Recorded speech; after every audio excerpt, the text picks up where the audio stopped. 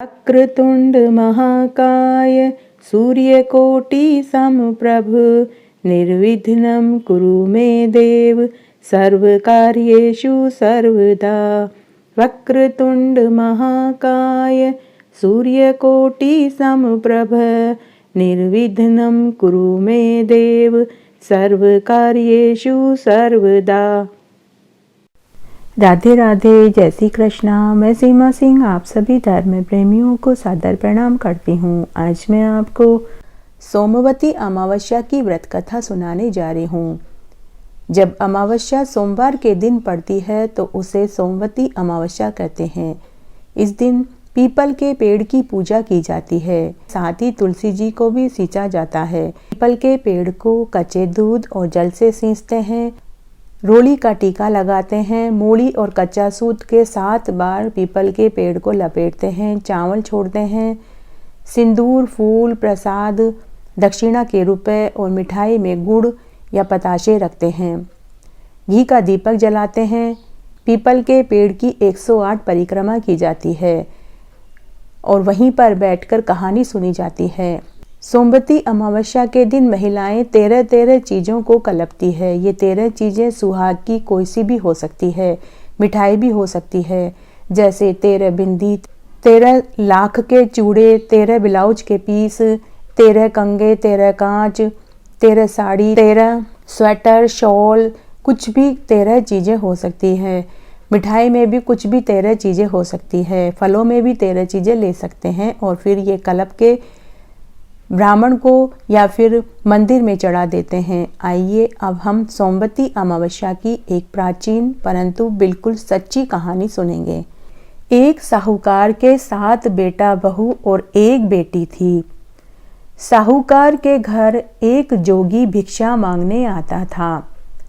जोगी साहूकार की बहुओं से भिक्षा ले लेता था, लेकिन जब कभी बेटी भिक्षा देने आती तो वह उससे भिक्षा नहीं लेता।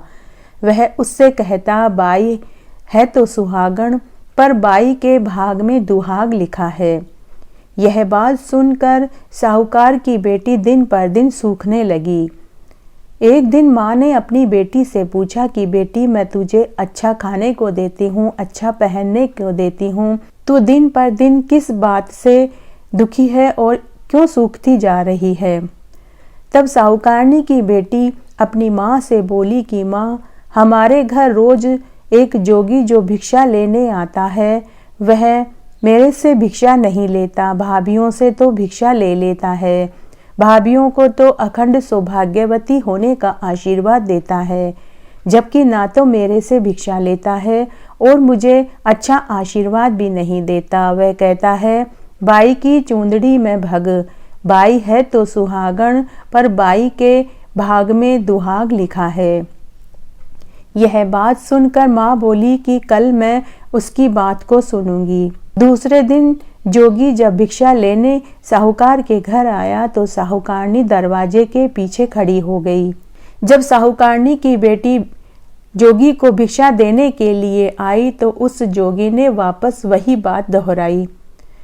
जोगी की बात सुनते ही माँ दरवाजे के पीछे से बाहर आई और बोली कि अरे जोगी, एक तो हम तुझे भिक्षा देते हैं और ऊपर से तू हमें ही गाली देता है। जोगी बोला, मैं तो गाली नहीं देता हूँ, जो सच्ची बात है वही बोल रहा हूँ। इसके भाग्य में दुहाग लिखा हुआ है। तब माँ बोली कि अगर तुझे इतना पता है कि इसके भाग में दुहाग लिखा है तो फिर यह भी बता कि इसे टालें कैसे। तब वह जोगी बोला कि 7 समुंदर पार एक सोना धोबन रहती है। वह हर सोमवती अमावस्या का व्रत करती है। अगर वह यहाँ आए और अपने सोमवती अमावस्या का फल आपकी बेटी को दे देवे तो इसका शाप टल सकता है, नहीं तो जिस दिन इसका ब्याह होएगा उसी दिन इसके पति को सर्प डस लेगा। यह बात सुनकर साहूकारनी बहुत रोई, परंतु थोड़ी देर बाद उसने अपने आप को तसल्ली दी। उसने अपने पति को और अपने बेटा बहुओं को पूरी बात बताई। साहूकारनी ने घर का सारा काम अपनी बहुओं को समझाया और सोमा धोबन के लिए घर से निकल पड़ी। चलते चलते बहुत देर हो गई और बहुत तेज धूप पड़ने लगी। तब साहूकारनी एक पीपल के पेड़ के नीचे बैठ गई। उस पीपल के पेड़ के ऊपर गरुड़ के बच्चे रहते थे। तभी साहूकारनी ने देखा कि एक सर्प उन गरुड़ के बच्चों को डसने के लिए आ रहा था। तब साहूकारनी ने उस सांप को मार दिया और उसे ढाल के नीचे छिपा दिया। तभी गरुड़ पक्षी अपने बच्चों के लिए भोजन लेकर आया। उसने जब पीपल के पेड़ के पास खून बिखरा हुआ देखा तो उसने समझा कि साहूकारनी ने उसके बच्चों को मार दिया है। तब वह गरुड़ पक्षी साहूकारनी को चोंच से मारने लगा। साहूकारनी बोली कि मैंने तो तुम्हारे बच्चों को जिवाया है और तुम ही मुझे मार रहे हो। तुम्हारा बैरी दुश्मन तो इस ढाल के नीचे पड़ा है। यह सर्प तुम्हारे बच्चों को खाने के लिए आया था। मैंने इस सर्प को मारकर तुम्हारे बच्चों की जान बचाई है। तब गरुड़ पक्षी बोला कि तुमने मेरे बच्चों को जिवाया है तो तुम कुछ वरदान मांगो, मैं तुम्हें वरदान देना चाहता हूँ। साहूकारनी बोली कि पहले तुम वचन दो। तब गरुड़ पक्षी बोला कि बाचा सो बाचा, बाचा ऊकू तो धोबी कुंड में कांकरी हूँ। बाचा सो बाचा, बाचा ऊकू तो धोबी कुंड में कांकरी हूँ। तब साहूकारनी बोली कि मुझे 7 समुंदर पार सोना धोबन के घर जाना है। तभी गरुड़ पक्षी ने अपने पंख फैलाए और उसने अपने पंखों के ऊपर साहूकारनी को बैठा लिया और 7 समुंदर पार सोना धोबन के घर छोड़ दिया। साहूकारनी एक पेड़ के पीछे खड़ी होकर सोना धोबन के घर की निगरानी करने लगी। उसने देखा कि सोना धोबन के 7 बेटा बहू थे, लेकिन 7 बहुएं ही काम के लिए आपस में लड़ाई झगड़ा करती थी। तब साहूकारनी ने मन में निश्चय कर लिया कि सोना धोबन को किस तरह मनाया जाएगा। तब रात में जब सब सो जाते तो साहूकारनी सोना धोबन के घर जाती और घर का सारा काम करती। गोबर पोटे थापती, गायों को नहलाती, गायों को चारा डालती, घर आंगन को बुहारती, रसोई में चौका बर्तन करती और सारे तरह के व्यंजन बना करके रख देती। सबके कपड़े धोती और दिन उगते ही वह वापस उसी पेड़ के पीछे आकर खड़ी हो जाती। सुबह जब बहुएं सोकर उठती और घर का सारा काम करा हुआ देखती तो वे मनी मन सोचने लगी कि कौन घर का सारा काम करता है, लेकिन 7 बहुएं ही आपस में एक दूसरे को नहीं पूछती। एक दिन सोना धोबन ने अपनी बहुओं से पूछा कि आजकल तो तुम लड़ाई भी नहीं करती हो, काम भी सारा हो जाता है, तुम में से कौन घर का सारा काम करता है। तब बहुएं आपस में सासू जी से बोली कि सासू जी, घर का काम तो हमें ही करना पड़ेगा, चाहे हम लड़ाई करके करें चाहे हम राजी होकर करें। इसलिए हमने सोचा कि लड़ाई करने से फायदा ही क्या है, इसलिए हम राजी राजी ही घर का सारा काम करते हैं। सोना धोबन को अपनी बहुओं की बात पर विश्वास नहीं हुआ। सोना धोबन ने सोचा कि आज मैं देखूंगी कि कौन सी बहू घर का सारा काम करती है। रात्रि में सोना धोबन सोने का बहाना बनाकर चादर ओढ़कर सो गई। तभी वहां एक औरत आई, उसने घर का सारा काम किया। जैसे ही वह सारा काम करके जाने लगी तो सोना धोबन ने उसे पकड़ लिया और पूछा कि तुम कौन हो, तुम्हें मुझसे ऐसी क्या दरकार है जिसके लिए तुम इतना काम करती हो।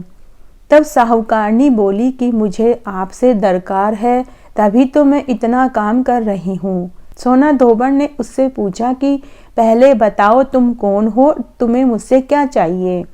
तब साहूकारनी सोना धोबन से बोली कि पहले बाचा दो। सोना धोबन बोली कि बाचा बाचा ऊकू तो धोबी कुंड पर कांकरी हूँ, बाचा बाचा ऊकू तो धोबी कुंड पर कांकरी हूँ। तब साहूकारनी ने सोना धोबन को पूरी सच्चाई बताई। साहूकारनी बोली कि मेरी बेटी के भाग्य में दुहाग लिखा है, तो तुम चलकर उसे सुहाग दे दो। अपनी सोमवती अमावस्या का फल मेरी बेटी को दे दो। सोना धोबन ने अपने बेटा बहुओं को घर का पूरा काम समझाया और कहा कि मैं इनके साथ जा रही हूँ। तुम्हारे ससुर बीमार हैं, अगर ये मर जाएं तो इनका दाह संस्कार मत करना, तेल और घी के कुंड में इन्हें सुलाकर छोड़ देना।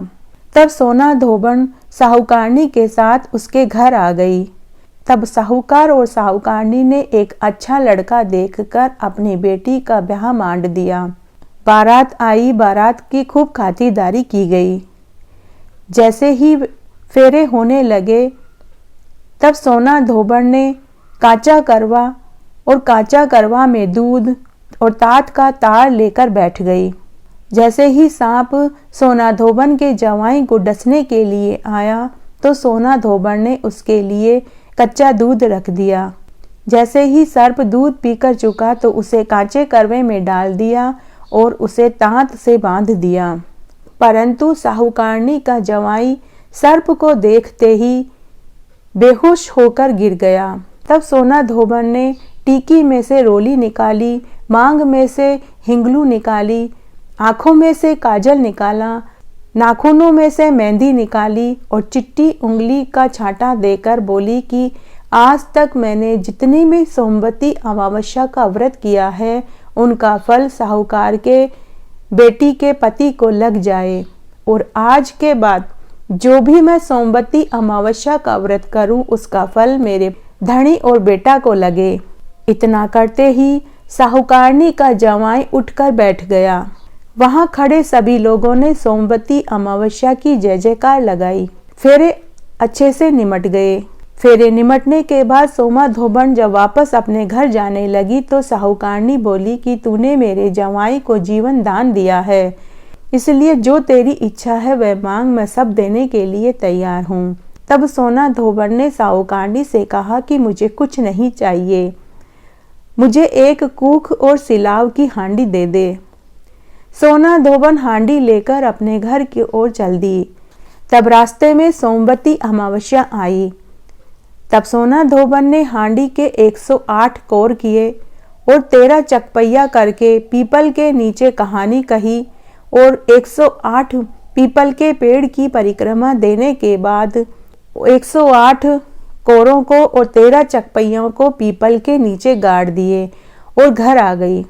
घर आने के बाद उसे पता लगा कि उसके पति की मृत्यु हो गई है और वो तेल और घी के कुएं में पड़े हैं। तब सोना धोबन ने टीके में से रोली निकाली, मांग में से हिंगलू निकाली, आंखों के कोरों में से काजल निकाला, नाखूनों में से मेहंदी निकाली और चिट्टी उंगली का छांटा अपने पति के शव के ऊपर लगाया और बोली कि रास्ते में जो मैंने सोमवती अमावस्या करी उसका फल मेरे पति को लग जाए।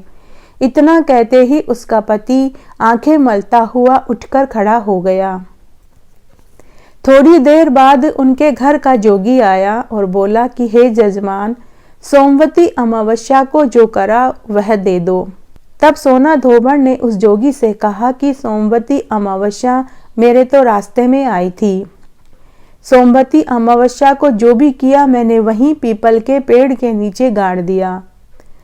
जोगी उसी समय उस पीपल के पेड़ के पास गया और उसने खोद कर देखा तो वहां 108 और 13 सोने की अशरफियां निकली। जोगी जल्दी जल्दी वापस घर आया और बोला कि हे जजमान, ऐसे ऐसे फेरी करी है और आप कहते हो कि आपने कुछ नहीं करा।